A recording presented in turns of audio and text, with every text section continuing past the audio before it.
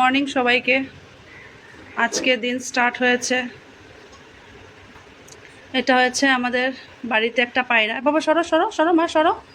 এটা রোজ দিন আসে আমাদের। আমি রোজ দিন একে দানা দিই, ও খায়।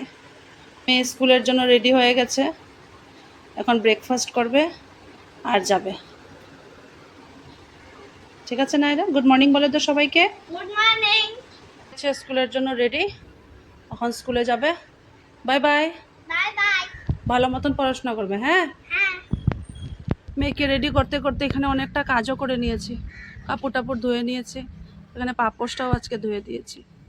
রৌদ্র দিতে পারে, দিলে দিবে, না দিলে নাই, কিছু তো আর করার নাই, কাজ তো করতেই হবে।